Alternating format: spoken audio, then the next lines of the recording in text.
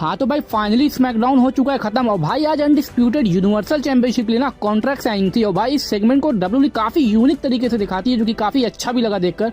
दोस्तों सबसे पहले इस सेगमेंट की स्टार्टिंग इसी सेगमेंट से होती है जहां पर दोस्तों निक एल्डिस पहले से रिंग में आकर स्मैकडाउन पर वेलकम करते हैं और कॉन्ट्रैक्ट साइनिंग के लिए एक एक करके सबको कॉल आउट करते हैं। पहले भाई वो कॉल करते हैं जे स्टाइल को, दोस्तों ये आकर कॉन्ट्रैक्ट को साइन कर देते हैं और फिर ये कॉल करते हैं एले नाइट को। और भाई एले नाइट का जब भी थीम सॉन्ग बजता है ना तो भाई क्राउड की तरफ से इनको काफी तगड़ा रिएक्शन मिलता है। दोस्तों एले नाइट भी आकर कॉन्ट्रैक्ट को साइन कर देते हैं। उसके बाद भाई रैंडी ऑर्टन को कॉल आउट करते हैं, दोस्तों ये भी आकर कॉन्ट्रैक्ट को साइन कर देते हैं। भाई मेन चीज तो अब यहाँ से शुरू होती है जब दोस्तों निक एल्डिस रोमन रेंस को कॉल करते हैं ना तो भाई उनकी म्यूजिक तो बजती है लेकिन भाई रोमन रेंस नहीं आते हैं बल्कि पॉल हेमन वहां पर आ जाते हैं और उनके हाथ में माइक था।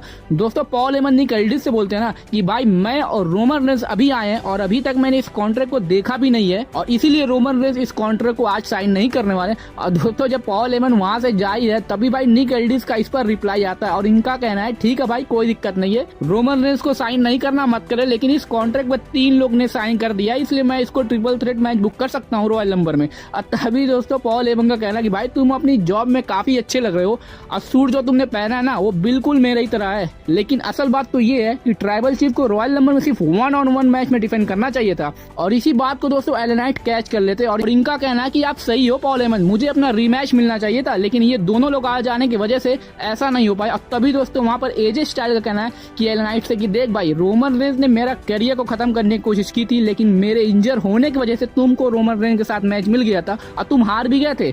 और भाई ये सारी चीजें रैंडी ऑर्टन आराम से रिंग कॉर्नर पर खड़े होकर सुन रहे थे कि भाई तुम लोग लड़ लो पहले। और दोस्तों उसके बाद एले नाइट एजे स्टाइल को वार्निंग देने लग जाते हैं कि मैं तुम्हारी हालत खराब कर सकता हूँ अगर मुझे डब्ल्यूडब्ल्यूई चैंपियन बनना हो तो। और तभी दोस्तों ये दोनों लोग आपस में भाई लड़ने लग जाते हैं और ऑफिशियल उनको रोकते भी हैं और ये लोग बैक स्टेज एरिया में चले जाते हैं। और भाई पॉल हेमन को काफी हंसी आ रही थी इस पर, लेकिन हंसी तभी इनकी डर में बदल जाती है जब रैंडी ऑर्टन इनकी टाई पकड़कर बोलते हैं कि मुझे पता है कि आप क्या करने की कोशिश कर रहे हैं, मैं आज सोलो सिकोआ को डिस्ट्रॉय करने वाला हूँ और रोमन रेंस के ऊपर आरकेओ भी लगाने वाला हूँ। और उसी के बाद दोस्तों ये सेगमेंट वहीं से एंड हो जाता है। लेकिन दोस्तों अभी मेन इवेंट में काफी कुछ होता है, उसके बारे में हम मेन इवेंट में बात करेंगे। उसके बाद दोस्तों बैक स्टेडियम को निक एल्डिस और एजे स्टाइल को दिखाया था जहां पर दोस्तों एजे स्टाइल को मैच चाहिए था भाई एले नाइट से और उस चीज को दोस्तों निक एल्डिस ऑफिशियल भी कर देते हैं। उसके बाद दोस्तों शो पर आता है पीटी डडली और पीट डन और टाइलर बेट का मैच और भाई आज फाइनली डब्ल्यूडब्ल्यूई ने पूज वाले कैरेक्टर को हटाकर पीट डन में इनकी वापसी करवा दी है। और अगर दोस्तों आपको इनके बारे में नहीं पता ना तो ये एनएक्सटी में काफी तगड़ा काम कर चुके हैं इस कैरेक्टर में। दोस्तों इस मैच में टाइलर बेट की हालत थोड़ी देर तक जरूर खराब थी,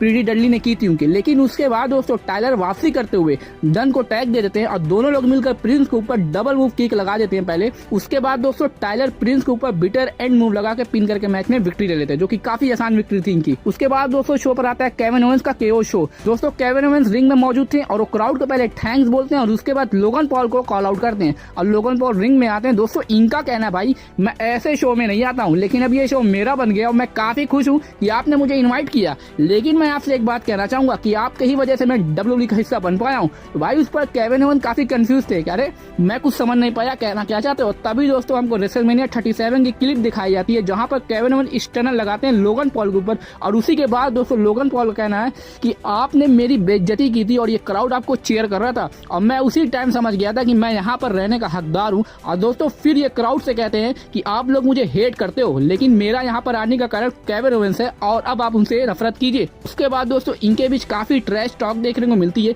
जहां पर लोगन पॉल भाई केविन ओवेंस से ये भी कहते हैं कि मुझे आपको नॉकआउट करने में ना 1 सेकंड भी नहीं लगेंगे। उसके बाद दोस्तों इसके रिप्लाई में केविन ओवेंस का कहना है कि आप मुझे नहीं जानते, मैं काफी खराब सिचुएशन में भी सर्वाइव कर सकता हूँ और ये फैंस को भी पता है। और रही बात आपके नॉकआउट की ना तो मैं इस पर 3 सेकंड में खड़ा हो जाऊंगा। अब मेरे हाथ में जो कास्ट है ना आपको उससे दिक्कत है तो मैं उसको अभी उतार देता हूँ। दोस्तों जैसे ही केविन ओवेंस कास्ट को उतार देते ना तभी दोस्तों out of nowhere Logan Paul Kevin Owens के ऊपर नॉकआउट पंच लगा देते हैं। जी हाँ दोस्तों, लेकिन भाई केविन ओवेंस कुछ ही सेकंड में स्टैंड टॉल कर लेते हैं और फिर भाई ये दोनों लोग आपस में ही लड़ते लड़ते रिंग के बाहर चले जाते हैं जहां पर दोस्तों लोगन पॉल केविन ओवेंस के इंजर हैंड को रिंग पोल पर मार देते हैं और केविन ओवेंस वहीं पड़े रह जाते हैं और लोगन पॉल फिर सेलिब्रेट करते वहां से चले जाते हैं। तो भाई आज डब्ल्यूडब्ल्यूई के मैच की हाइप को तो और ज्यादा बढ़ा दिया है। उसके बाद दोस्तों शो पर आते हैं एजे स्टाइल वर्सेस एले नाइट का मैच। दोस्तों ये मैच ज्यादा लंबा नहीं चलता है और वैसे भी ये लोग रॉयल नंबर में लड़ने वाले हैं, तो इसका रिजल्ट तो कोई क्लीन तरीके से नहीं निकलने वाला था। दोस्तों मैच के बीच में ही पहले जिमी ऊसो आ जाते हैं एले नाइट को डिस्ट्रैक्ट करने के लिए, लेकिन वो फिर पीछे हट जाते हैं। और उसके बाद दोस्तों जब एले नाइट एजे स्टाइल के पास जाते ही ना, तभी भाई बैरिकेड पर सोलो सिकवा के एले नाइट के ऊपर समोन स्पाइक लगाकर ढेर कर देते हैं। और भाई रेफरी इस चीज को देख लेता और मैच को एंड कर देता है नो कॉन्टेस्ट में।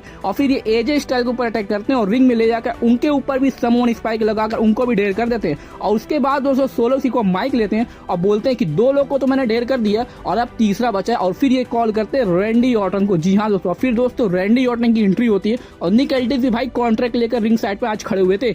और उसके बाद दोस्तों हमको मेन इवेंट मैच देखने को मिलता है इनके बीच, जहां पर शुरू में दोस्तों सोलो सिकवा का दबदबा बना रहता है थोड़ी देर के लिए मैच में, बल्कि दोस्तों सोलो सिकवा रिंग के बाहर स्टील स्टेप पर भी रैंडी ऑर्टन को दे मारते हैं। उसके बाद दोस्तों रैंडी ऑर्टन वापसी करते हुए सोलो के ऊपर विंटेज ऑर्टन डीडीटी लगा देते हैं। और जैसे ही भाई आरकेओ की तैयारी कर ही रहे थे, तभी दोस्तों वहां पर जिमी ऊसो आने लग जाते हैं, लेकिन दोस्तों एले नाइट पीछे से आकर उनको संभाल लेते हैं। और फिर ये दोनों लोग ही लड़ते लड़ते बैक से जाने लग जाते हैं। और तभी दोस्तों वहां पर एजे स्टाइल की एंट्री होती है, वो भी जिमी के ऊपर अटैक करते हुए आ जाते हैं। और भाई रैंडी ऑर्टन का इस बार ध्यान उन पर ही था और सोलो सिकवा ने इसका फायदा उठाते हुए समोन स्पाइक लगाने की कोशिश की, लेकिन दोस्तों रैंडी ऑर्टन उनके ही ऊपर आरकेओ लगाकर पिन करके मैच में विक्ट्री ले लेते हैं। और उसके बाद दोस्तों एले नाइट, एजे स्टाइल और रैंडी ऑर्टन तीनों लोग भाई रिंग में आकर एक दूसरे को कॉन्फ्रंट करने लग जाते हैं, जहां पर पहले दोस्तों एले नाइट एजे स्टाइल के ऊपर अटैक करते हैं और उसी के तुरंत बाद भाई रैंडी ऑर्टन मेगा स्टार के ऊपर आरकेओ लगा देते हैं। और उसके बाद दोस्तों वो एजे स्टाइल के भी ऊपर आरकेओ लगा देते हैं। मतलब दोस्तों आज तो मेन इवेंट में आरकेओ की बारिश हो रही थी। और तभी दोस्तों पीछे से आकर रोमन ने रैंडी ऑर्टन के ऊपर सुपरमैन पंच लगाए थे और फिर तो भाई वो निक एल्डिस से कॉन्ट्रैक्ट लेकर उस पर साइन भी कर देते हैं। यानी दोस्तों फाइनली अब ये मैच फेटल 4 वे तो हो गया है और आज काफी यूनिक तरीके से साइनिंग को दिखाया गया। अब भाई फिर रोमन रेस कॉन्ट्रैक्ट निक एल्डिस के हाथों में नहीं देते, बल्कि भाई वो उसको जमीन पर फेंक देते हैं, बोलते हैं उठा लो। मतलब कुछ ना कुछ तो आगे इनके बीच होने ही वाला, ये तो तय है। और उसके बाद दोस्तों रोमन रेस स्पेयर की तैयारी करते हैं और जैसे ही भाई वो रैंडी ऑर्टन के ऊपर स्पेयर देने जाते हैं ना, तभी भाई out of nowhere Randy Orton उनके ऊपर आरकेओ लगा देते हैं। जी हाँ दोस्तों, भाई ये काफी स्मूथली लगता है, रोमन रेस वहीं ढेर हो जाता है। और फिर दोस्तों रैंडी ऑर्टन स्टैंड टॉल करते हैं और स्मैकडाउन वहीं से ऑफ एयर चला जाता है। तो भाई आज तो स्मैकडाउन में काफी बवाल मचा है मेन इवेंट में। और अब दोस्तों ये देखना काफी इंटरेस्टिंग होने वाला कि रॉयल नंबर में ये चारों लोग मिलकर क्या बवाल मचाते हैं। वैसे दोस्तों आपको कैसा लगा था आज का स्मैकडाउन, हमको कमेंट सेक्शन में जरूर बताइएगा। और अगर दोस्तों वीडियो अच्छी लगी तो वीडियो को लाइक करके चैनल को सब्सक्राइब कर देगा, जिससे कि आपको ऐसी WWE की इंटरेस्टिंग वीडियोस मिलती रहे।